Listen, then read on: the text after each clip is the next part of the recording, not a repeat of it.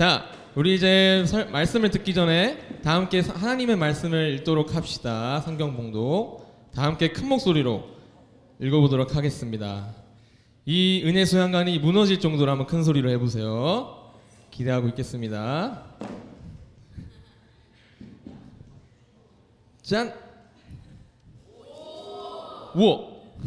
자, 해볼게요. 시작! 환난은 인내를, 인내는 연단을, 연단은 소망을 이루는 줄 알미로다. 로마서 5장 1절에서 5절 말씀. 아멘. 자, 여러분 철력정 수련회 잘 따라오고 있나요? 오, 좋아요. 어제부터 오늘까지 가장 즐거운 게 뭐였어요, 여러분? 수영장. 또, 자, 간식이랑 카페는 잘 이용했어요? 선생님들이 진짜 그 너네들을 위해서 하나하나 메뉴 막 고심하게 생각해가지고 결정한 그 메뉴들이니까 맛있게 먹었지? 이제 선생님들에게 박수 한번 쳐주자. 감사합니다, 선생님들. 감사합니다. 자, 얘들아, 밥은 어땠어, 밥? 그치. 즉석 떡볶이도 맛있었고, 오늘 이제 은혜 소양관에서 주는 밥도 맛있었고, 좋았어요. 자, 제가 아주 기쁜 소식 하나 알려드리자면, 기도회까지 다 끝나면 어제처럼 야식이 우리를 기다리고 있죠. 야식. 자, 야식이 뭘까요? 오, 벌써 스포를 당했구나. 좋습니다. 바로 치킨입니다. 그리고 우리 남자들이 환장하는 타임이죠. 바로 새벽 라면. 여기 중에 새벽에 라면 5개 막 때리는 친구 있더라고. 내가 저번에 봤는데 아주 좋습니다. 그리고 우리가 모두 다 기다리는 시간. 사실 너네 이거 하려고 온 사람들 있죠. 바로 새벽 내내 노는 거. 그죠? 이거 하려고 오는 사람들도 있을 거예요. 근데 너네 뭐하고 노니 그때? 마피아? 진실게임도 하니 혹시? 진실게임도 하고. 좋습니다. 전사님도 중딩 고딩 때 수련회 때마다 마피아 진짜 많이 했었거든요.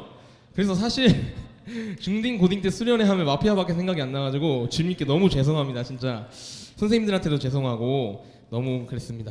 자, 근데 내가 좋은 게임 하나 추천할까? 너네 새벽에 할 게임 중에? 너네 홍상 게임은 아니? 다 오케이. 이건 넘어갈게요. 바니바니 알아요? 인트로도 알아? 하늘에서 내려오는 토끼가 하늘을 움치침치 알아? 몰라? 알아? 오케이. 그 다음에 김밥 말아 알아? 김밥 말아 몇 줄? 4줄 하면 옆에 있는 4명이 나와가지고 김밥 말아 이렇게 하는 거야. 이렇게 하는 겁니다. 자, 그리고 이건 진짜 모를 거야. 수박을 먹자 알아? 수박을 먹자? 이거 진짜 모를걸? 자, 수박을 먹자가 뭐냐면 이렇게 맨 처음에 인트로는 기억이 안 나네. 내가 인트로는 기억이 안 나는데 이게 입을 닦는 신용을 하면서 수박 어떻게 먹는지 알아? 이런 소리 내야 돼. 이런 소리 해야 되는데 만약에 원을 둘러서 하잖아. 그러면 오른쪽으로 이러면 옆에 있는 사람이 받아서 어디로 할지 결정하는 거야. 그리고 만약에 이러면 위로 쑥 하면 한 칸 건너뛰어서 받아서 이렇게 하는 겁니다. 방향을 이렇게 해가지고. 근데 그런 방향 상관없이 수박에 뭐가 들어있어요? 씨 있지? 씨를 저 건너편 있는 사람한테 하면 그 사람이 받아서 이렇게 하는 거예요. 그러면 진짜 재밌어. 한번 해보면 되게. 그리고 중요한 건 침묵을 지켜야 돼. 조용히 이런 식으로 하면 중간에 웃게 된다니까. 이러면서 막 웃게 돼. 분명히 웃게 돼. 근데 아무튼 수박을 먹자도 재밌습니다. 자, 그래서 얘들아, 새벽에 게임할 때 이왕 할 거면 안 친한 사람들도 같이 해봐요. 그러면 또 다른 재미가 있으니까 어색한 사람들과도 재밌게 새벽에도 놀 수 있으면 좋겠습니다. 자, 근데 너네 또 너무 밤새고 그러면 안 돼요. 내일도 예배가 있으니까 일찍 자면 좋겠습니다. 저는 일찍 자라 했습니다. 알겠죠? 선생님들 표정이 안 좋아요. 그러니까 일찍 자요. 자, 여러분, 우리는 지금 철로 여정의 길을 걸어가고 있습니다. 자, 지난 여정을 함께 돌아가 볼까요? 자, 시간표 한번 보여주시죠. 시간표. 네, 지난 여정을 돌아오면 어제 OT 때부터 시작해가지고 자, 멸망의 도시라는 것이 있어요. 보여요? 글씨? 자, 멸망의 도시라는 OT를 진행했습니다. 우리가 구원받아야 하는 죄인임을 깨닫고, 그리고 상훈이 마술 봤던 거 기억나요? 되게 제가 열심히 준비해서 정말 저는 되게 신기했어요. 엄청 신데 앞에서 누군가는 계속 이렇게 째려보더라고. 막 어떻게 하나 이렇게 관찰하더라고. 근데 그런 거는 마술사한테 힘들죠. 무섭지. 그런 눈빛은 삼가고 좀 그냥 순수하게 우와 신기하다 이렇게 해줬으면 좋겠습니다. 자, 상훈이 마술도 받고 그 다음에 이제 레크레이션 강사님 기억나요? 네버티의 구민성 강사님인데 그거 뭐 인스타에 치면 나와요. 네버티 되게 다 재밌는 영상밖에 없으니까 한번 검색해보세요. 네버티. 자, 그렇게 하고 그다음에 세상이 가는 길보다 우리가 좁은 길로 가야 하는 사람임을 깨닫는 시간이었습니다. 자, 그 다음 그리고 나서 뭐였지 우리가? 아, 즉석 떡볶이 맛있게 먹고 그 다음에 코스게임 기억나세요? 어제 한 거? 해석자의 집안에 들어가서 6개의 방을 들어갔어요. 하나는 세상이 말하는 기준이나 규칙 잣대가 이 손에 글씨 써가지고 지운 거 기억나죠? 복음만이 우리의 죄를 지워줄 수 있습니다. 그리고 믿음의 불이 있는데 한쪽에서는 마귀가 물을 막 붓고 반대쪽에서는 예수님이 기름을 붓는 거죠. 그거 누구였지? 어떤 선생님이 하셨죠? 기억 안 나지? 자, 거기서는 예수님 덕분에 우리가 믿음의 불을 지킬 수 있다는 걸 배웠습니다. 그리고 그 병사와 함께 그 테라스나 뭐 이런 곳에서 릴레이 했던 거 알아? 1대1로 그거 샘물쌤도 하시고 저도 기억이 안 나네 누가 했는지. 아무리 유혹이 많아도 천국에 들어가는 법을 배웠습니다. 그리고 아무리 유혹이 많아도 인내하는 법도 더운 땡볕에서 배운 거 기억나시죠?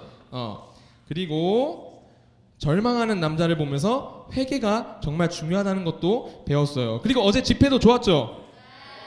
좋았습니다. 찬양하고 말씀 듣고 기도하고 너무 좋았습니다. 우리가 죄사함을 받았다는 사람임을 기억하면 좋겠습니다.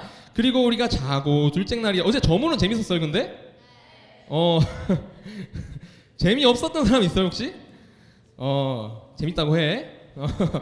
아무튼 저모도 우리 간사님이랑 해가지고 선생님들 열심히 준비했으니까 아주 좋았습니다. 자, 그리고 그리고 나서 수영장에 가고 아주 푹 쉬었죠. 그 다음에 수영장 갔다가 자고 식사도 하고 그 다음에 오늘 코스게임 해가지고 너무 덥긴 했는데 아볼론과 치열하게 데시벨로 싸웠던 거 기억나요? 데시벨로 싸우고 그 다음에 사망의 골짜기 그 귀신 소리 기억나? 기억 안 나요? 그 막 사망의 골짜기 치는 귀신 소리 그거 제가 만든 거예요. 소름 돋게 막 만들면서 와 진짜 와 애들 놀래겠지? 이러면서 막 혼자 즐거워하면서 만들었습니다. 아무튼 그 다음에 허영의 시장에서 이렇게 끈끈이로 이렇게 했던 것도 기억나고 여러 가지 게임이 있었죠. 다 그리고 나서 저녁 먹고 지금 찬양과 기도와 말씀 시간이 되었습니다. 우리 모두 여기까지 잘 왔어요. 그래서 철로 역정도 얼마 남지 않았으니까 천국문까지 한번 달려가 봅시다. 그런 의미에서 우리 한번 크게 소리를 질러 볼 건데 청소년 1부만 한번 소리를 질러 보도록 합시다. 청소년 1부 소리 질러! 와 대박이다. 너무 소리가 우렁차다. 그러면 소년이래. 청소년 2부 소리 질러! 오 좋아요. 아주 좋아요. 자 그러면 한번 선생님들만 한번 소리를 질러보도록 하겠습니다. 선생님들 소리 질러! 와 선생님들 힘이 진짜 넘쳐납니다. 좋습니다. 자 우리가 소리 질러 기뻐하는 데는 또 다른 이유가 있어요. 바로 지금부터 철로 역정에서 있잖아 소망이라는 친구와 함께 할 거예요. 소망이라는 친구랑 갑자기 소망이가 이러는데 김소망 말고요 다른 소망이 있습니다. 철로 역정 이야기에서 허영의 시장에서 벗어난 주인공은 같이 가고 싶다고 말하면서 다가오는 한 사람을 만나게 돼요. 그 사람의 이름이 바로 소망입니다. 소망. 그래서 주인공은 소망과 함께 그때부터 천국문까지 함께 갑니다. 소망은 실제로 주인공이 막 낙심할 때 있어. 막 한심한 말을 할 때가 있어. 난 바보야. 난 죽어야 돼. 막 이렇게 말할 때도 있는데 그때마다 소망이 옆에서 격려하고 도와주면서 끝까지 천국문까지 가게 됩니다. 그래서 이름이 괜히 소망이 아닌 것 같아요. 철로 역정에는 다 이름들이 뜻이 있어요. 그래서 그거를 기억하면서 나중에 한번 책 읽어보면 좋을 겁니다. 만화책도 있고 밑에 만화책 있어요. 야 그리고 너네 수영관에서 그림들 봤니? 그거 여기 있는 그림 아니고 우리가 준비한 거예요. 그거 잘 보면 철로 역정 그림이니까 그것을 잘 보면서 와 이렇게 하면 좋겠습니다. 네 좋습니다. 자 여러분 혹시 고통을 잘 참나요? 고통 잘 참나요? 오. 나는 진짜 고통 이딴 거 모릅니다 하면 있어요? 상훈이? 오케이. 그 상훈이 앞으로 나와주세요. 상훈이 앞으로.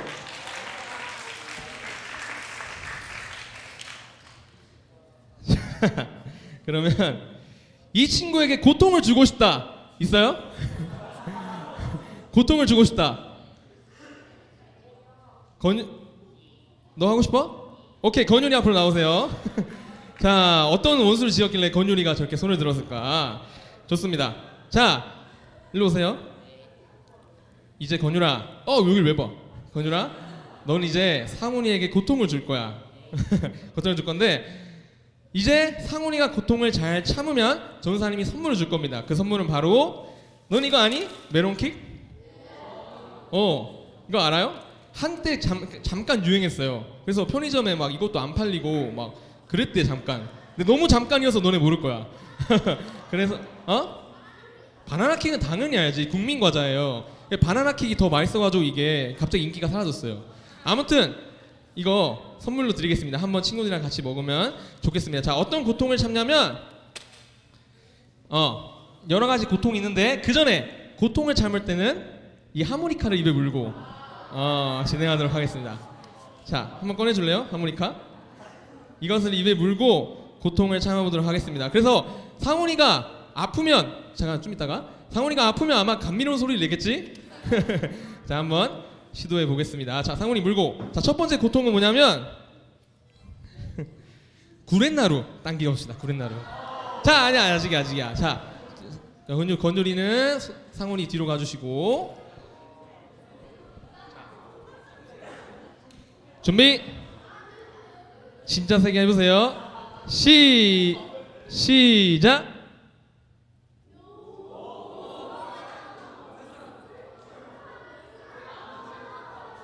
오케이, 잘 참았어. 오케이, 좋습니다. 자, 아직이야.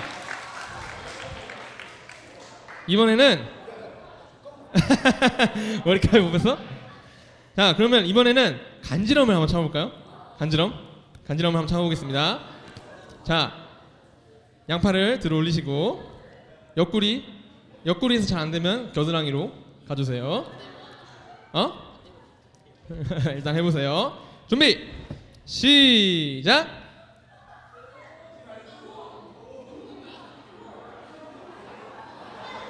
뭐야. 자, 발바닥이 나왔어요. 발바닥 해볼래요? 싫어? 오케이, 싫어요. 오케이, 그럼 마지막으로 이거로 정강이 살짝만 때려보자. 정강이. 왜 아야? 너네 왜 그래? 정강이 살짝만 여기를 쳐보면 됩니다. 너무 세게 하지 마. 하나, 둘, 셋.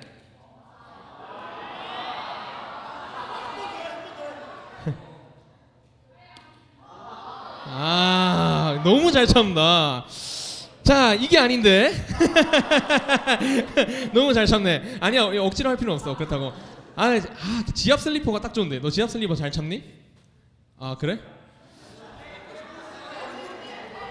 응? 레고? 자, 너 진짜 간지럼 잘 참아? 오, 대단하다. 너 내려가 줄래? 자, 박수를 해주세요. 네. 자, 나를 괴롭히고 싶은 사람. 와. 나를 괴롭히고 싶은 사람. 준우야. 전사님 슬퍼. 자, 없나요? 준수 전사님? 자, 준수 전사님. 네.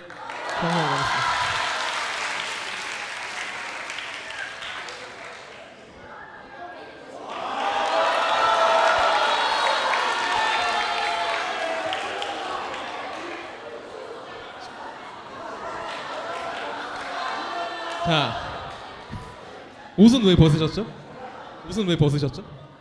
더워서.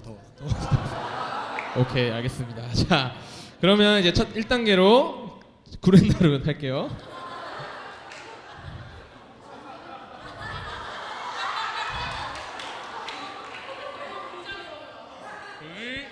시작.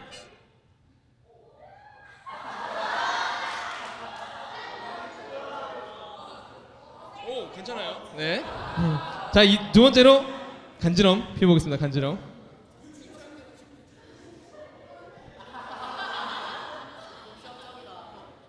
응?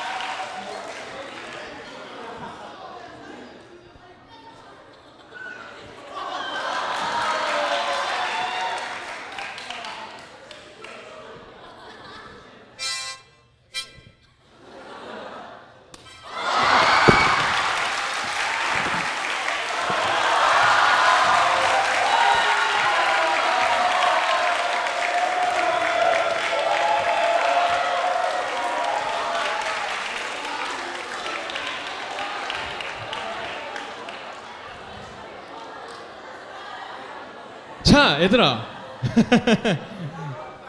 와, 나도 미워하는 사람 골라도 돼요? 농담이고. 자, 넘어가도록 하겠습니다. 자, 얘들아, 너희가 살아가면서 이렇게 고통을 자주 받는다고 생각하십니까? 고통. 너희들이 아무한테도 말 못하는 고통과 고난이 있나요? 네. 있어도 말하면 안 되겠죠? 자, 이런 가벼운 고통 말고 너희들이 진짜 싫어하는 고통으로 자주 받는다고 생각하면 좋겠습니다.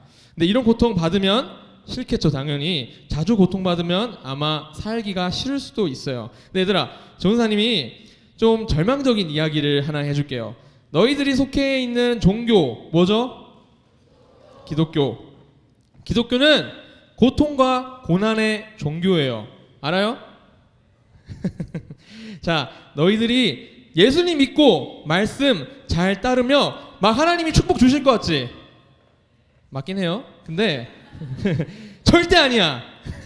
아마 더 고통스러운 일들이 더 생길 겁니다.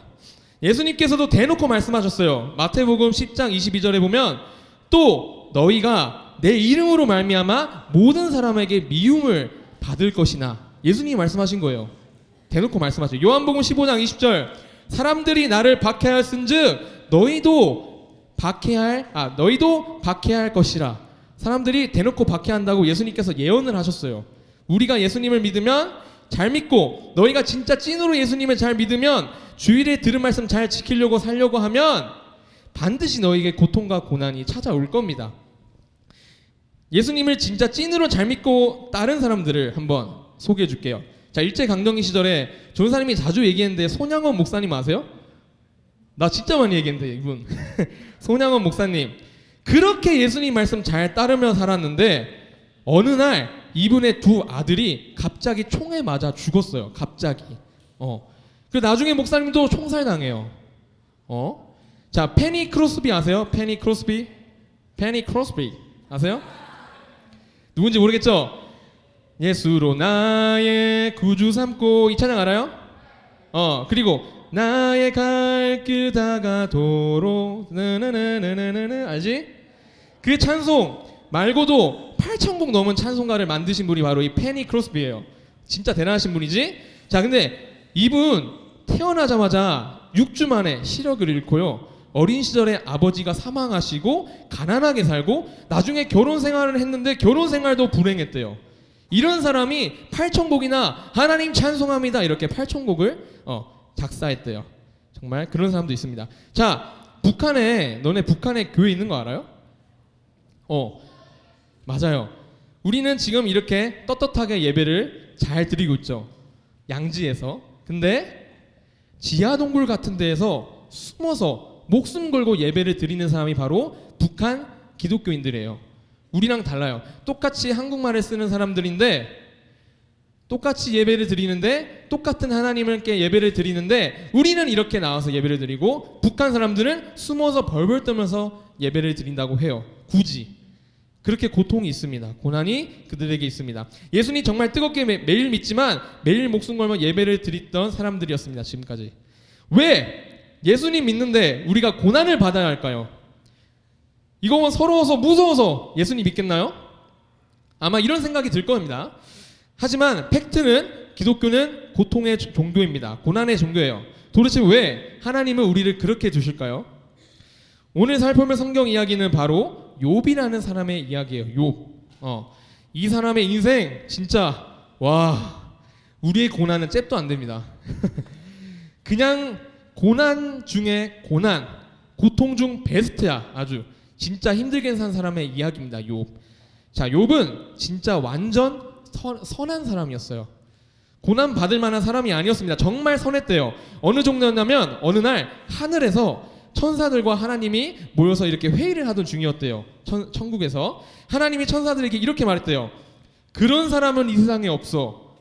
너무 완전하고 올바른 사람이야. 나를 두려워하고 나쁜 일에는 손을 안 대는 사람이 바로 욥이야. 이렇게 말씀하셨어요. 그 정도로 욥은 착하다고 성경에 나와 있습니다.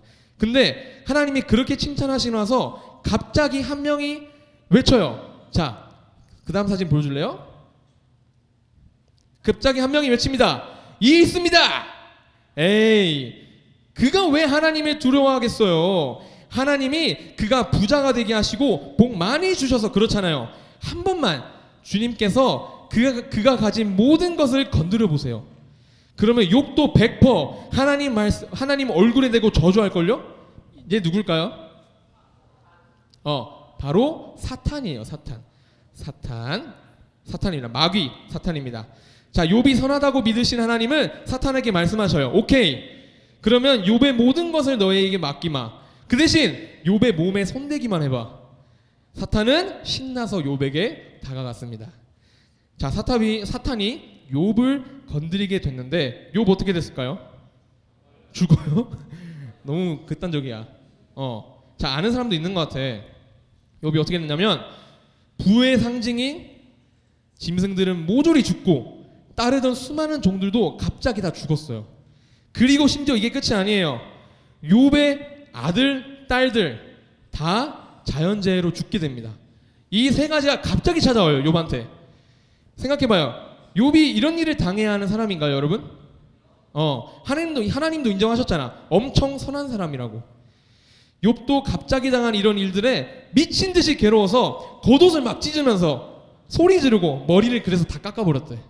그때부터 대머리가 되긴 했는데 아무튼 그 정도로 괴로웠다고 합니다. 하지만 욥 완전 레전드예요. 왜냐하면 이 상황에서도 하나님께 예배드리면서 찬양해요. 하나님!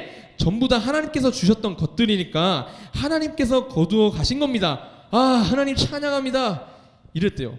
짐승, 종, 자기 아들, 딸 다 죽었는데 그렇게 하나님을 찬양했다고 합니다. 대단하죠? 엄청납니다. 자, 여러분, 가족과 재산을 다 잃었는데 이렇게 고백할 수 있겠어요, 여러분? 진짜 말도 안 되게 하나님을 사랑하는 사람인 것 같아요. 자, 근데 사탄은 여기서 멈추지 않아요. 어떻게든 욥이 하나님을 욕하게 만들려고 하는 게 바로 사탄입니다. 이번엔 욥을 직접 건드렸어요. 주변 사람들 말고. 이래도 너가 하나님의 저주를 안 할까? 이러면서 사탄은 욥에게 엄청 고통스러운 피부병을 줘버렸어요. 피부병. 너무 가려워서 막 그릇 조각 날카로운 거 있지, 그거를 몸에 긁어댔대요. 너무 가려워서. 가려워! 이러면서 몸을 긁어댔다고 합니다. 그렇게 성경에 나와 있어요. 그 광경을 본 이 사람들 말고 그 광경을 본 욥의 아내는 이렇게 소리쳐요.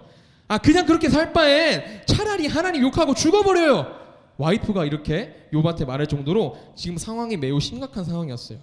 이제는 사랑하는 사람에게도 이런 모욕을 당한 게 바로 욥입니다. 자, 진짜 욥 고난 진짜 심하게 당한 거 여러분도 인정하죠? 이제는 엄청나죠? 그래서 욥이 처음으로 무너지는 모습을 보여요. 내가 태어난 날이 차라리 없었어야 돼. 나 진짜 왜 태어났지? 나 너무 영국 톤인가? 자, 나 진짜 왜 태어났지? 어머니는 날 왜 키우셨을까? 이렇게 고통스럽게 살 바에는 안 태어나는 게 나아. 이렇게 욥은 막 소리를 지르면서 옷을 찢으면서 눈물을 흘리면서 그렇게 소리를 질렀대요. 이 대사만 느껴지면 그가 어느 정도로 고통스러운지 여러분도 느껴질 겁니다. 자, 근데 그의 고통 여기서 끝났으면 좋겠지만 여기서 끝일까요? 제발 욥 좀 그만 괴롭혀요 하나님, 이렇게 전사님도 말하고 싶지만 이게 끝이 아닙니다. 자, 욥에게 저기 새 친구들이 있어요. 새 친구들. 이들은 욥을 위로하러 왔어요. 아이고 욥 어떡해 이러면서 위로하러 왔습니다. 근데 이 친구들 가만 보니까 위로할 생각이 하나도 없어.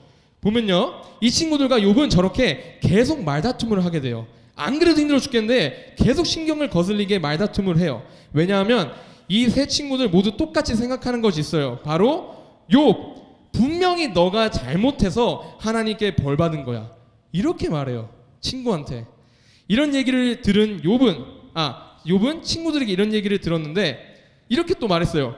하나님은 얼마나 공평하시고 공의로운 분이신데 너가 이렇게나 고난을 받고 있네. 분명히 너가 무슨 죄를 지은 거야.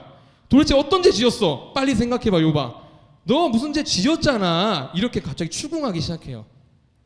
얘들아, 친구들은 이렇게 말하면서 욥이 마땅히 벌을 받아야 하는 사람으로 취급을 해버립니다. 심지어 이들은 욥이 이런 죄를 지었을 거라고 갑자기 지네들끼리 회의를 해. 야, 욥 뭔가 이런 죄를 지어서 고난을 받은 것 같지 않아? 아, 맞네. 그런 죄를 지은 거야. 갑자기 욥 앞에 두고 앞담을 시작하기 시작해요. 욥의 세 친구들은 그런 짓을 벌였습니다. 추측하고 맞추고 그랬어요. 자, 여러분이 만약 욥처럼 모든 거를 다 잃었다고 생각해보세요. 진짜 한번 생각해보세요. 모든 걸 다 잃어버렸어. 근데 너희 주변에 있는 너희 친구들이 야, 너가 받는 고난은 당연한 거야. 하나님은 공평하시고 공의로우시니까 너가 이렇게 힘들어하는 건 반드시 너가 죄가 있어서 하나님이 벌 주신 거야. 이렇게 하면 어떨 것 같아요? 빡치겠죠? 빡치기도 하겠지만 그거 넘어서 완전 낙심되고 우울하지 않겠어요? 욥은 그래서 마찬가지로 화내면서 주장을 했어요. 내가 이렇게 심하게 고난을 받을 정도로 난 잘못한 게 없어! 이렇게 말했습니다. 난 죄가 없어. 어쩌면 하나님이 내리신 고난이 아닐 수도 있어. 이렇게 세 친구들에게 갑자기 막 쏘아댑니다. 욥은 친구들과 이런 말도 안 되는 말다툼을 하다 보니까 감정적으로 소용돌이가 몰아쳤어요. 내가 맹세한다. 욥이 말한 거예요. 하나님이 나에게서 정의를 빼앗으시고 내 몸을 쓰라리게 만드신 분이 아주 잘 살아계심을 내가 맹세한다. 갑자기 하나님을 모욕하기 시작해요. 그리고 또 이렇게 말했어요. 죄 있는 사람이든 죄 없는 사람이든 갑자기 죽거나 슬퍼할 때 하나님은 분명 비웃는 분이야. 봐봐, 나 이렇게 봐봐. 분명 위에서 비웃고 계실걸? 갑자기 이렇게 하나님을 모욕합니다. 내가 하나님 멀리하는 사람이네. 맞네, 나 멀리하는 사람이야. 희망도 없겠네. 어차피 하나님이 내 목숨 끊을 거니까 나는 희망이 없어. 이러면서 갑자기 대놓고 하나님을 모욕합니다. 이렇게 욥답지 않게 하나님을 막 원망하고 비난하게 됐어요. 자, 여러분 욥 인생 어때요? 지금까지 들었을 때 진짜 어나더 레벨, 고난 오브 고난이죠. 듣는 것도 힘들어, 솔직히 말하면. 근데 하나님이 인정한 착한 사람이었잖아. 평범한 사람들은 절대 겪을 수 없는 고난을 겪게 되는 게 이 욥은 진짜 하나님 욕하는 거 인정해줘야 되는 거 아니에요? 인정? 하나님 욕해도 되죠? 그죠? 왜 욥이 이런 고난을 겪어야 할까요? 전사님 인생을 돌아볼 때 하나님께 참 감사한 것이 뭐냐면 막 이 정도로 고난이 찾아오진 않았어요. 전도사님한테는. 고난이 당연히 있긴 하죠. 전도사님한테도. 인생에 고난이 하나도 없는 사람이 어디 있겠어요. 그죠? 근데 막 욥만큼 저런 엄청난 고난이 전도사님 인생에 있지는 않았던 것 같아요. 그런 건 없었던 것 같아. 그래도 전도사님 인생에 나름 고난을 겪은 이야기를 한번 들려줄게요. 전도사님의 아버지가 직업이 뭔지 알아요? 한번 맞춰봐. 오, 맞아. 목사님입니다. 저는 전도사님이고 아버지는 목사님이에요. 그래서 그 전에는 아버지가 뭐 하는 사람이었냐면 승승장구하던 회사원이었어요. 회사원. 젊은 나이에 초고속 승진을 하고, 그래서 어릴 적 전도사님의 집은 되게 넓었어요. 나름 금수저였습니다, 전도사님. 근데요, 그러던 어느 날 전도사님이 10살이 되니까 갑자기 아버지가 나 목사님 될래 하시는 거예요. 갑자기. 그래서 그때는 전도사님이 너무 어려가지고 와, 진짜요? 이렇게 신났어요. 와, 그럼 이제 우리 가족은 목사님 가족이 되는 거야? 이러면서 전도사님이 신났었어요. 근데 아버지가 목사님이 되시려고 하자마자 우리 집이 진짜 말도 안 되게 갑자기 가난해졌어요. 이유를 모르겠어. 갑자기 가난해지고 어머니는 그때 갑자기 엄청 아프기 시작했어요. 그래서 전도사님 10살 때 기억은 막 어머니 다리를 주물렀던 기억이 많아요. 엄청 갑자기 아파지셨어.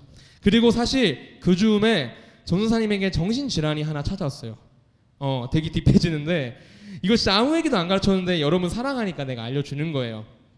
전도사님 그때 즈음에는 여러분 틱 알아요? 틱? 틱이라는 정신질환이 10살 때 갑자기 찾아와요. 안 해야 할 것을 자꾸 하고 싶게 만드는 정신질환이에요. 예를 들어서 갑자기 조용한데 소리를 지른다거나, 아니면 욕을 하면 안 되는 곳이잖아요. 갑자기 욕이 너무 하고 싶어. 미친 듯이 욕이 하고 싶어요. 그게 바로 틱입니다. 자, 부모님 입장에서 이런 정신질환을 갖고 있는 아들 보면 어떤 마음일 것 같아요? 너무 속상해. 전도사님 어릴 때 보면 어머니가 진짜 많이 울었던 걸 기억합니다. 지호가 그만해 이러면서 막 엄청 우셨던 걸 기억합니다. 자, 아버지가 이제부터 하나님의 말씀을 전하는 목사님이 되겠다 이렇게 하셨어요. 일반적으로 어떤 사람이 하나님의 말씀을 전하는 목사가 된다고 해요. 그러면 얘들아, 하나님 입장에서 어떨 것 같아? 너 진짜 최고야 이렇게 하시지 않을까요? 하나님이 넌 인정, 너 천국 냅다 와 이렇게 하지 않을까요? 냅다 하면 안 되구나. 그러면 안 되지. 나중에 잘 살다 와 이렇게 하겠죠? 야 우리 아버지야. 야야 농담이고.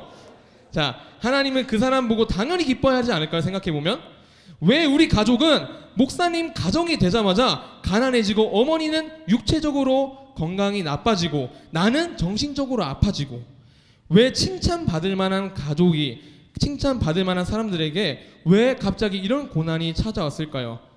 하나님 진짜 그런 모습 보이실 때마다 믿기가 너무 힘든 것 같아. 다른 사람들에게도 그런 모습이 하나님이 보이잖아요. 그러면 전도사님 갑자기 흔들려. 하나님 진짜 왜 저 사람에게 고난을 주시지? 진짜 무심하시다 이렇게 생각할 때가 많습니다. 믿기가 힘들어요 그럴 때마다. 자, 여러분 우리가 지금 철로역정 지나고 있다는데 지금 어디를 지나고 있는지 알아요? 철로역정 중에? 아는 사람? 자, 다음 사진 보여주세요. 바로 잘 안 보이지?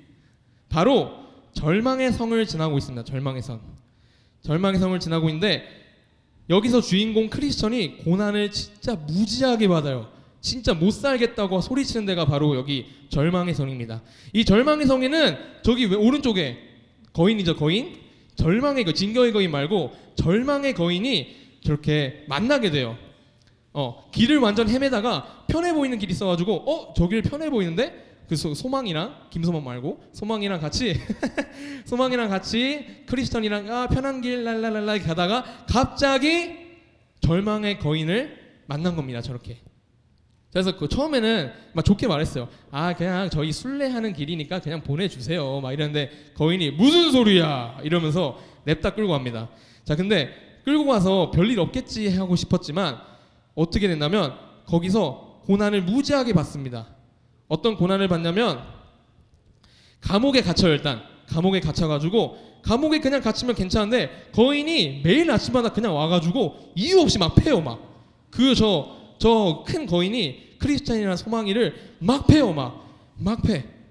엄청나게 극심한 고통에 빠집니다. 소망이 왜 때려? 자, 절망의 거인을 만나가지고 계속 매질 당합니다. 이유 없이 엄청 두들겨 맞아 계속 맞는데 거인은 그들 보고 그리고 뭐라고 하냐면 목숨을 끊으라고 계속 가스라이팅해요. 야, 너네 힘들지? 그냥 죽어. 너네 그냥 죽어. 이러면서 계속 가스라이팅해요. 이거를 계속 반복한다 생각해봐요. 자, 오늘의 아침 퍽퍽퍽 맞고 그 다음에 야, 너네 죽어. 다음날 아침 퍽퍽퍽 야, 죽어. 이게 반복된다고 생각해봐요. 어떨 것 같아요, 여러분? 정신이 피폐해질 것 같지 않아요? 며칠 내내 이러니까 크리스천이 결국 이렇게 말해요. 욥이랑 똑같이 말해요. 야, 이렇게 비참하게 사느니 차라리 목숨을 스스로 끊는 게 낫지 않을까? 자, 소망아 말해봐. 이렇게 목숨을 끊는 게 낫지 않을까? 이렇게 말을 합니다. 욥도 이렇게 자신이 왜 태어났는지 스스로를 저주하면서 죽고 살았잖아. 크리스천도 똑같이 스스로를 저주하면서 나 왜 태어났을까? 차라리 죽어야 되는데 이렇게 저주하면서 죽고 싶어 했습니다. 억울하잖아요. 크리스천은 철로역정의 길에서 주님과 함께 잘 걸어오면서 많은 유혹 사이에서도 주님을 선택한 사람이야. 진짜 칭찬받아야 마땅한 사람이 바로 이 철로역정의 크리스찬인데 이렇게 고통을 느끼기까지 내비 주셔야 될까? 이때 예수님 뭐 했을까? 하나님이랑 크리스찬이 저러고 크리스찬이랑 소망이가 크리스찬 소망이가 십자가 언덕 지나가지고 천국을 향하고 있는데 저렇게 있을 동안 예수님이 뭐 하고 있었을까? 궁금하지 않아요? 십자가 언덕에서 십자가를 보고 모든 죄의 짐이 사라진 사람이 됐고 예수님 한 분만 믿어서 아블로온과 싸우고 사망의 골짜기도 잘 지나고 허영의 시장도 잘 지나간 사람인데 하나님께서는 뭐하러 이 크리스천에게 이렇게까지 고난을 당하게 하시는지 궁금합니다. 자, 일단 우리 인생은 안 그럴까? 여러분 인생 한번 돌아보세요. 우리 인생은 안 그럴까요? 여러분들도 이런 경험이 이렇게까지는 아니더라도 고난이라는 경험이 여러분 인생에 다 있잖아요. 나에게 이런 고난을 겪게 하면 어떻게 하시지? 한번 생각해 보세요. 여러분 잘 살다가 갑자기 어떤 병에 걸린 적이 있나요? 아니면 여러분 잘 살고 싶은데 자꾸 가족이랑 싸우고 갈등 같은 여러 문제가 일어나지 않나요? 가족한테? 아니면 순탄하게 살고 싶어, 학교 조용히 다니고 싶어, 학원도 조용히 다니고 싶은데 갑자기 어떤 친구가 나를 모함해. 쟤네들 다 뒷담하는 거 같네? 마음 어려워지고 그때부터 마음의 고난이 시작됩니다. 여러분 다 그런 경험이 있을 줄 알고 전도사님도 그런 경험이 있습니다. 조용히 살고 싶은데 왜 하나님께서는 나한테 이런 말도 안 되는 고난이나 사고가 일어나는지 모르겠습니다. 주님! 저 주님을 믿고 따르는 사람이잖아요. 예수님 믿는다면 하나님의 자녀가 되게 해주신다면서요. 왜 제가 이렇게 고난을 받아야 하죠? 안 믿는 사람들 많잖아요. 그죠? 걔네들한테 고난을 주세요. 왜 제가 고난을 받아야 하나요? 이럴 거면 죽여주세요, 하나님. 이런 식으로 기도를 하는 크리스천, 기독교인들도 정말 많습니다. 예수님 믿는 게 고난받다가 하늘나라 가는 거면 그냥 안 믿을래요 하고 예수님과 손절한 친구들도 많습니다. 자, 그런 표현 있잖아요. 하늘도 무심하군. 이런 표현이 정말 틀린 표현이 아니었어. 하나님은 정말 완전 진짜 무심한 분이 확실합니다. 자, 이렇듯 기독교는 고난과 고통의 종교예요.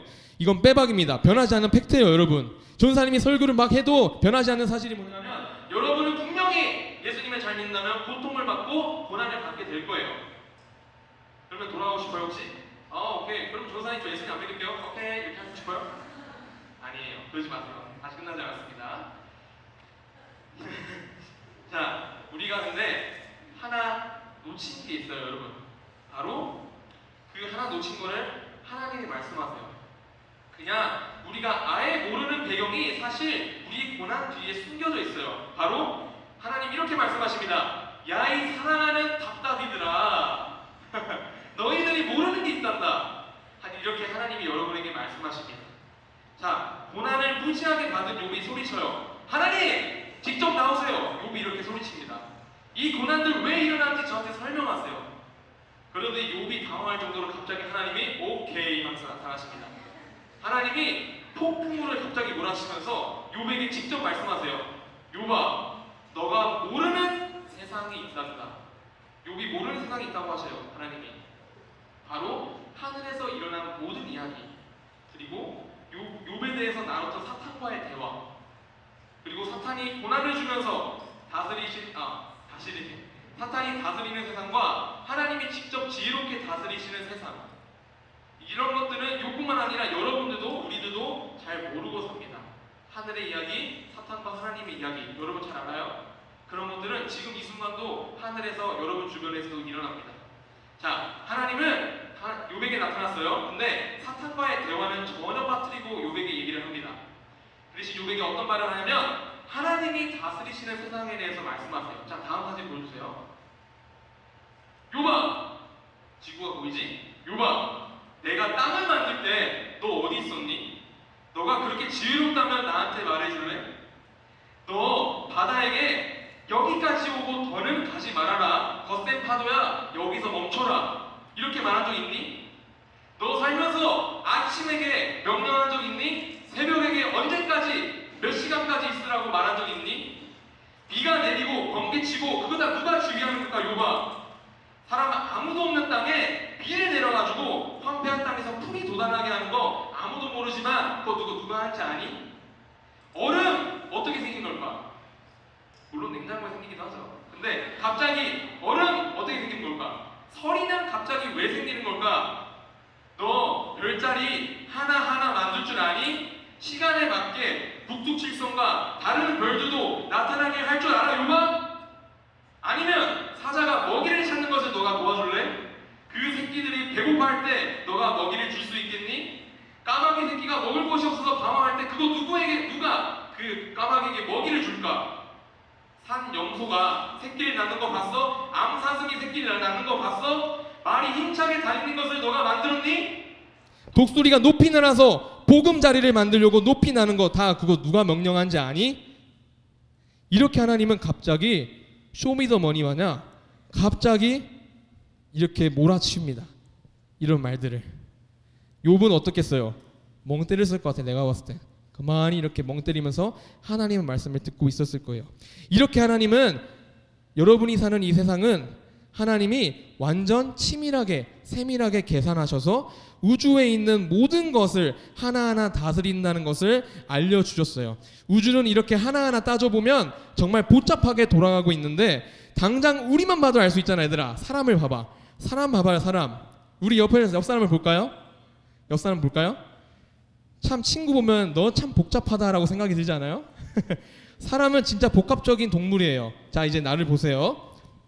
옆 사람을 봐도 알 수 있는 사실이 바로 이 우주는 참 복잡하다, 이거를 알 수가 있습니다. 근데 이걸 다 누가 하고 계신다면 하나님이 전부 다 운행하고 계신다는 거예요. 여러분의 생각으로 생각할 수 없어요. 자, 하나님이 어떻게, 자, 염소가 있고 사자가 있고, 하나님 너무 바쁠 것 같아. 자, 이렇게 할 것 같지? 아니에요. 하나님은 여러분이 생각과는 다르게 전능하시고 정말 뛰어나신 분이야.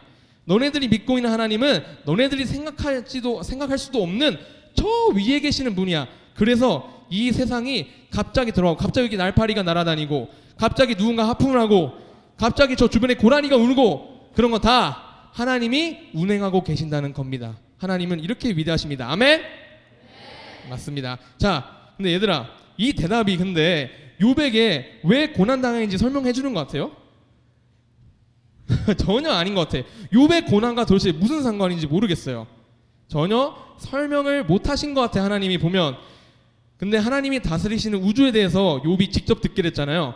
그래서 욥은 그때부터 바로 무릎을 꿇고, 주님, 제가 뭐라고 하겠습니까?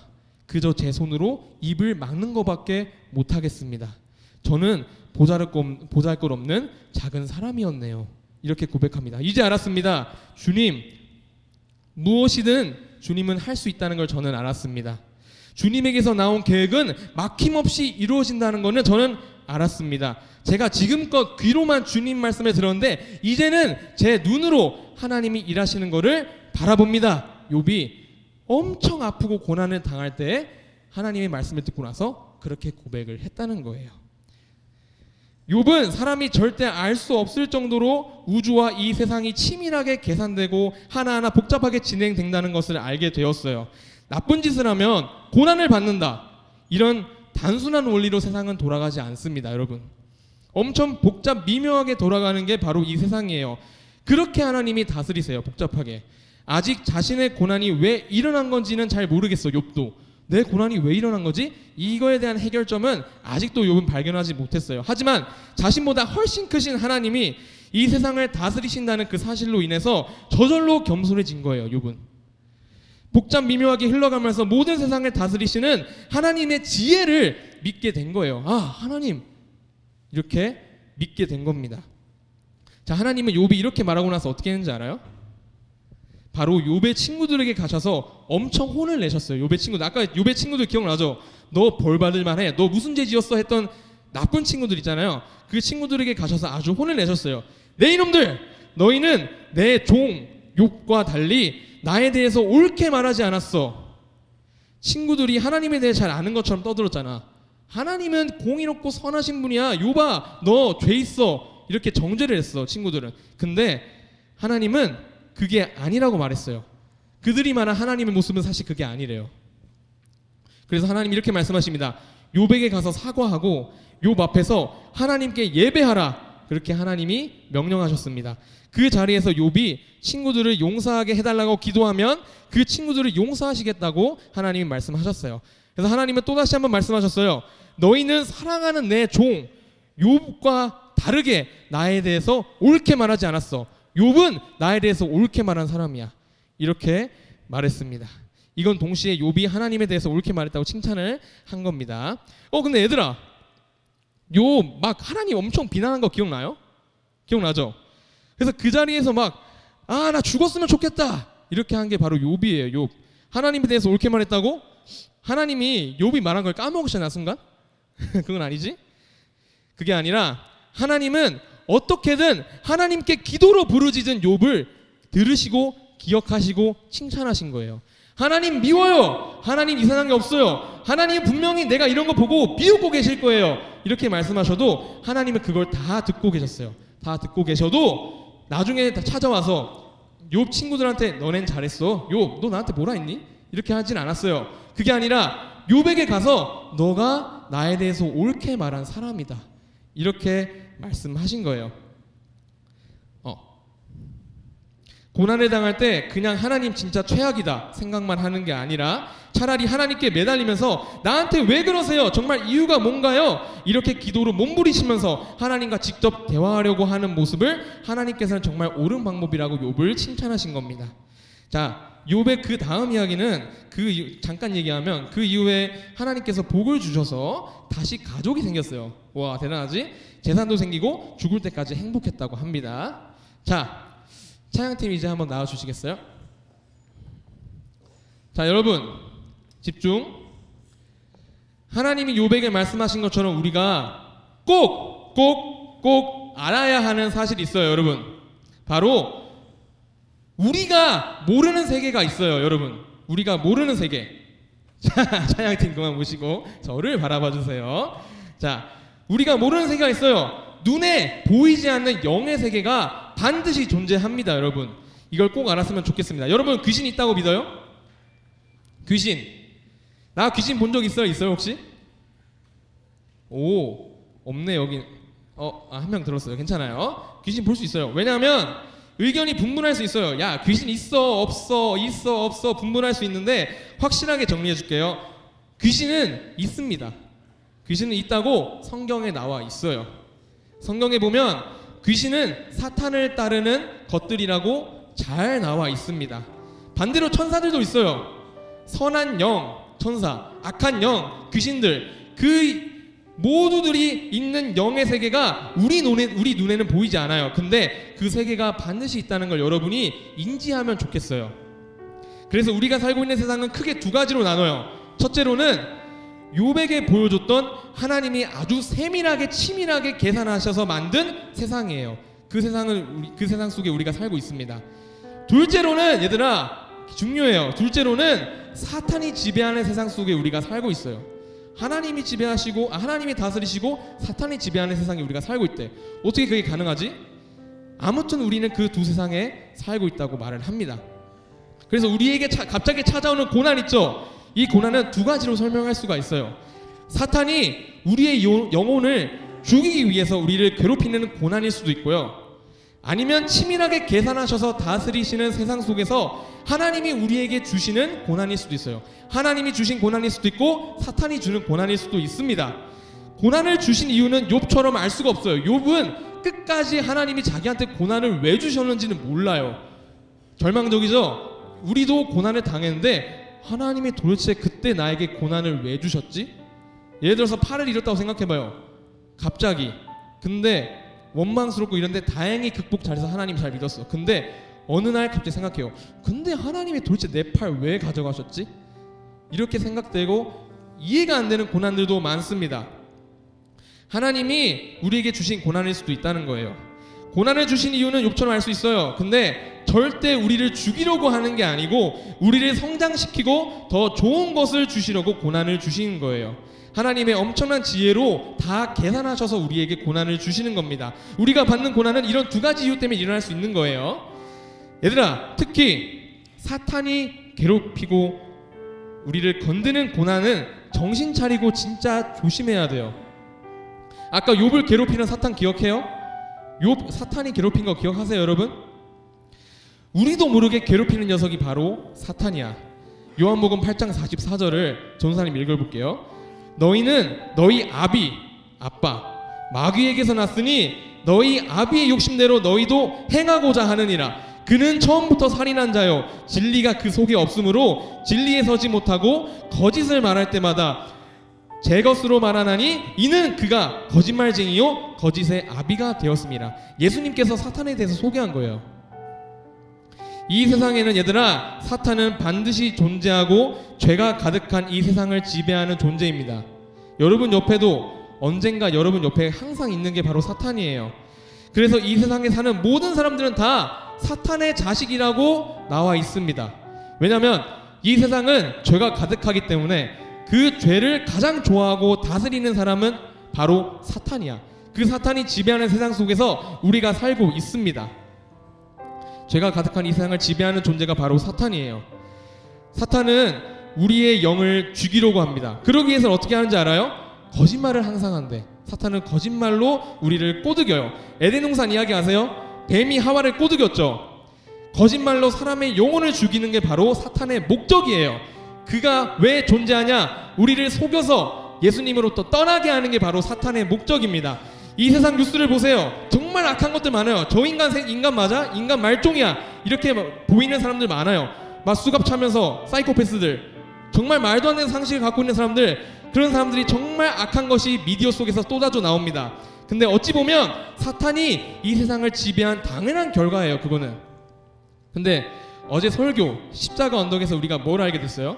십자가 언덕에서 예수님을 믿는 우리는 죄가 전부 다 사라졌대요. 우리는 더 이상 이 세상을 지배하는 사탄의 자식이 아니고, 우리는 사탄의 자식이래요 원래. 근데 그 사탄의 자식이 아니고 예수님을 믿어요? 그러면 여러분은 하나님의 아들, 딸이라고 말씀해 주시는 거예요. 사탄이 우리를 속이고 사자처럼 입을 벌려서 삼키려고 한다고 나와 있어 성경에. 사탄의 특징은 사자처럼 입을 벌려서 우리한테 다가온다는데, 하나님, 예수님, 성령님이 반드시 몸을 던져서 여러분을 막아줄 거예요. 여러분이 예수님을 믿는다면. 나쁜 괴한을 생각해봐. 나쁜 괴한이 여러분에게 칼을 들고 해쳐요. 근데 여러분 부모님을 생각해봐요. 어떤 부모가 괴한이 이렇게 칼을 쳐 여러분에게 막 하는데 어떤 부모가 그걸 가만히 지켜봐요? 생각해봐요. 어떤 부모가 그걸 가만히 지켜봐요? 목숨을 바쳐서라도 몸을 던져서 여러분을 지키려고 하는 게 부모님이잖아. 알지? 여러분 부모님은 다 그런 분이에요. 하나님이 여러분의 아버지래요. 아버지. 여러분은 그분의 아들, 딸입니다. 예수님을 믿는다면 여러분은 그분의 아들, 딸입니다. 그러면 반드시 하나님이 사탄으로부터 여러분을 지켜주실 겁니다. 아멘? 예수님을 안 믿는 사람들은 사탄이 지배하는 세상 속에 그냥 그렇게 살게 되는 거예요. 휘말리게 돼요. 티도 안 나요. 아주 조용히 피폐해질 겁니다. 사탄의 자식들은. 사람 죽이는 약 있죠. 드라마 보면 갑자기 병원에 있는 사람한테 이렇게 혈관에 약을 넣어가지고 죽이는 그런 살인법 알아요? 그런 것처럼 사람 죽이는 약이 천천히 우리 혈관에 천천히 퍼지면서 그렇게 죽는 것처럼 사탄은 사람을 천천히, 아주 천천히 우리도 모르게 영혼을 망치고 피폐하게 만들고 결국 그 영혼이 죽게 됩니다. 정말로 여러분이 예수님을 믿고 있잖아요. 그거는 정말 엄청난 축복이에요.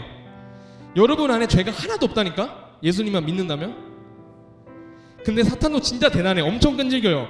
사탄 입장에서 생각해봐요. 사탄 입장에서 모든 사람들을 다 자기 부하로 만들 수 있어. 오케이, 내 부하들 죄 지었어? 오케이, 일로와. 내 자식들아 일로와. 이렇게 할 수 있는데 기독교인들이 유독 튀어요. 기독교인들이 유독 튀어. 자꾸 저 사람들은 예수님을 믿는다니까 하나님의 자녀가 된대. 내 자녀인데 하나님의 자녀가 된다고? 그럴 순 없지. 그게 바로 사탄의 마음이고 본심입니다. 그래서 예수님을 믿을수록 왜 고난이 많을까요, 여러분? 예수님을 믿을수록 왜 죽고 순교를 당하고 왜 고난이 많을까요? 사탄이 가만두지 않아요. 여러분을 어떻게든 죄를 짓게 만드는 게 바로 사탄입니다. 사탄이 노리는 1순위, 이 세상에 사탄이 노리는 1순위는 바로 예수님 믿는 사람이에요. 바로 우리입니다. 그래서 사탄이 욥을 괴롭힌 것처럼 사탄은 우리의 영혼을 죽이려고 끊임없이 괴롭히고 죽일 거예요. 우리의 영혼을. 하나님 이끄시는 고난이든 사탄이 주는 고난이든 그 고난의 이유를 찾는 거는 얘들아 의미가 없습니다. 왜냐하면 그 이유를 찾고 싶어. 혹시 그 고난의 이유를 하나님 저 왜 이렇게 아파요? 저 왜 이렇게 고통을 받죠? 이렇게 이유를 찾고 싶어요? 이 세상을 치밀하게 계산해서 운행하시는 하나님의 생각은 여러분 알 수가 없어요. 팩트입니다. 하나님의 생각은 너무 커서 우리가 알 수 없어요. 모든 성경에 나와 있는 성경 인물들은 하나님을 잘 알기도 하지만 하나님을 잘 모르는 사람들이에요. 모세 알아요? 모세, 홍해를 가르는 모세. 그 사람은 꿈이 뭐였는지 알아요? 광야로 가서 가나안 땅에 들어가는 게 그 사람의 꿈이에요. 근데 모세의 결말 알아요? 결국 가나안 땅에 못 들어가고 비참하게 산에서 죽어요. 그냥 자기는 늙어서 죽고 이스라엘 백성들아 여호수아 말 잘 듣고 가나안 땅으로 꼭 들어가. 난 너무 아쉬운데 너네 들어가. 왜 저 사람이 이 얘기를 하냐면 모세가 그토록 바라는 꿈이었어. 하나님한테 막 무릎 꿇으면서 막 계속 기도했어요. 하나님 저 가나안 땅 저 꼭 가게 해주세요. 이렇게 모세는 매일마다 기도했는데 하나님 진짜 무심하세요. 그 기도 안 들어주시고 모세야 너는 거기까지고 이제는 여호수아한테 맡기고 이스라엘 사람들을 가나안 땅으로 보내게 해줘. 너는 내가 허락하신 산에서 조용히 나와 함께 지내자. 이게 하나님의 말씀이에요. 왜 그러실까요? 모세도 자기가 봤을 때는 알 수 없었어요. 정확하게는 알 수가 없어요. 하지만 모세는 행복하게 기쁘게 눈을 감았다고 합니다. 여러분 이게 바로 하나님이에요. 알 수가 없습니다. 정말 알 수가 없습니다. 그래서 마귀는 우리가 예수님을 믿는다는 이유로 어떻게든 너희를 삼키려고 할 겁니다. 자, 우리가 갑자기 찾아오는 고난에 있어서 아무것도 할 수가 없어. 그러나 유일하게 딱 하나 할 수 있어요. 사탄이 우리를 삼키려고 하고 고난이 갑자기 찾아오는데 하나님은 왜 이러시는지 이해가 안 돼요. 사탄은 우리를 계속 괴롭혀요. 정말 머리로 이해하고 싶어도 이해할 수가 없는데 우리가 할 수 있는 건 딱 하나 있어요. 바로 우리가 정말 안 하는 거지만 정말 쉬운 게 있어요. 바로 기도예요. 여러분 기도하는데 콧방귀 칠 수도 있어. 기도로 사탄에게서 벗어나고 우리가 하나님의 생각을 이해할 수 있고 그렇게 살 수가 있다고? 기도는 정말 큰 힘을 가지고 있어요. 여러분이 기도 그냥 한 글자 한 글자 읊조리는 거 가벼운 거 아니에요. 여러분 기도하는 거 하나님이 다 듣고 계세요. 그냥 장난으로 하나님 오늘 밥 맛있네요. 맛있는 거 주셔서 감사해요. 이렇게 흥얼거리면서 길을 건다고 생각해봐. 하나님 그거 다 듣고 계세요. 여러분 하나님은 기도 하나하나 다 듣고 계십니다. 다 듣고 계셔요. 그래서 고난이 있어서 우리가 해야 할 것은 오직 기도입니다. 고난이 닥쳐올 때 기도하는 거 쉽지 않아요. 알아요. 힘들어 죽겠는데 무슨 기도야. 너네 기도할 수 있겠어?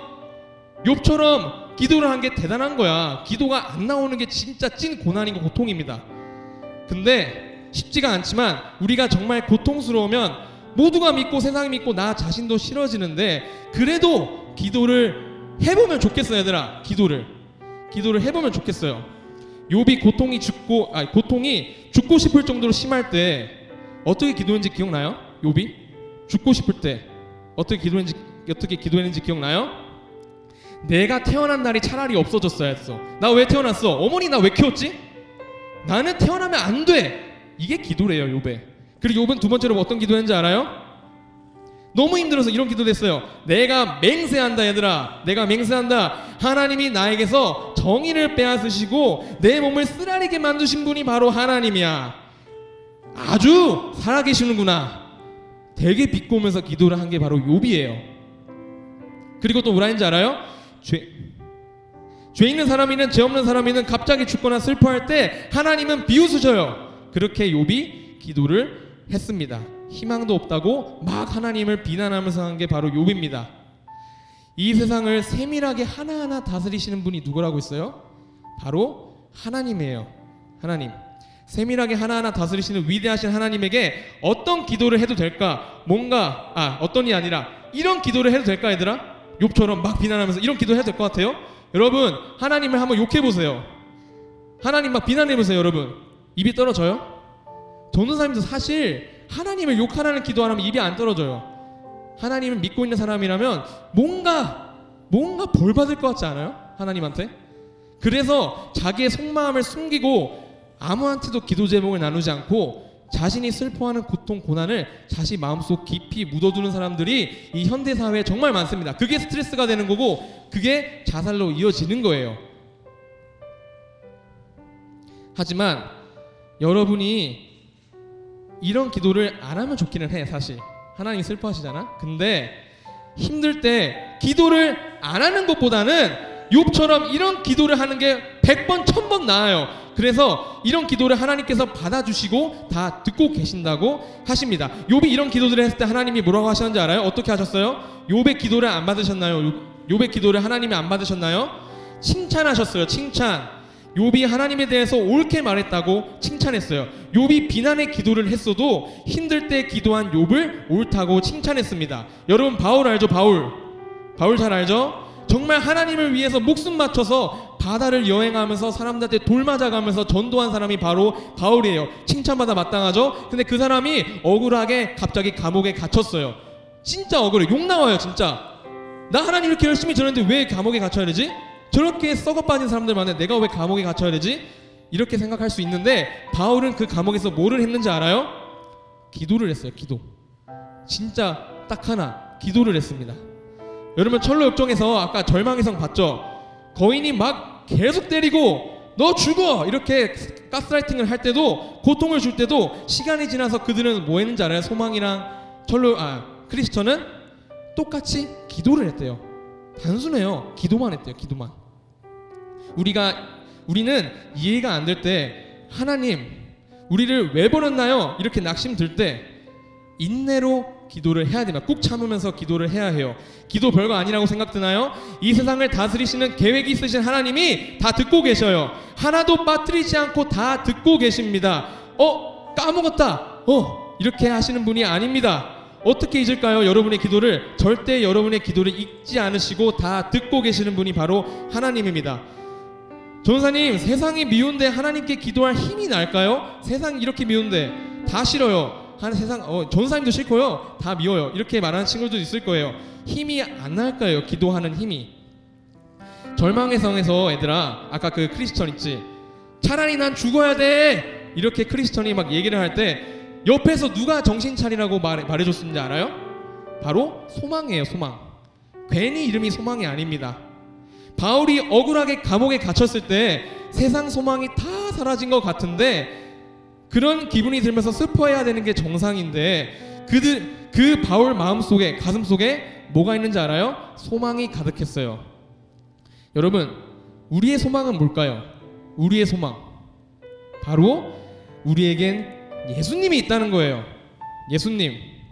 우리가 죽음으로 갚아야 하는 것들이 있어요. 그게 바로 죄입니다.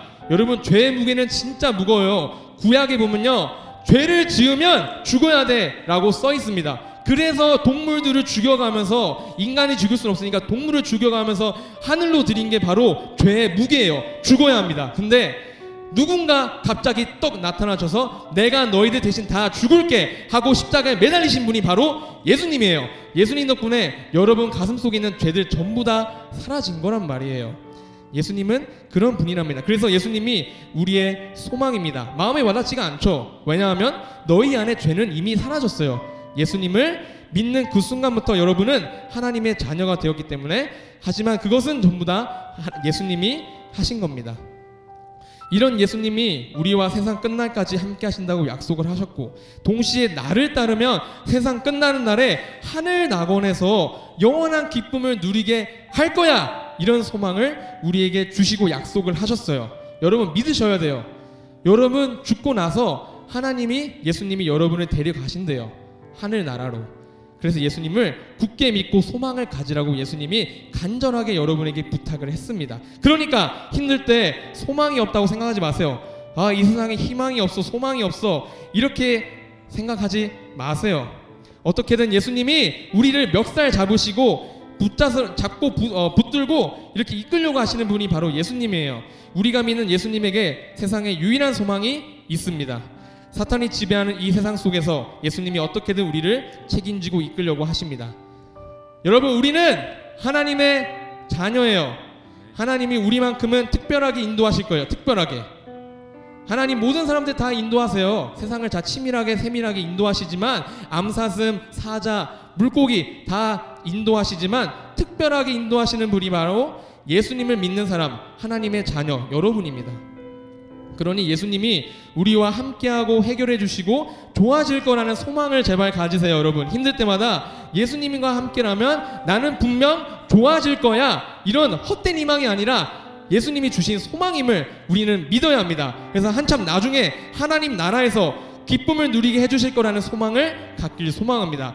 자, 철로역정에서 크리스천이 소망과 함께 결국 절망의 성에서 탈출한 것처럼 바울이 소망을 가진 채 기도하니까 감옥이 갑자기 부서져서 탈출할 수 있었던 것처럼 이유를 알 수 없는 고난이 찾아올 때는 여러분, 예수님께 소망을 두고 처절하게 부르짖으며 기도를 하시길 소망합니다. 아멘. 자, 이제 기도합시다. 주 은혜임을 찬양하겠습니다.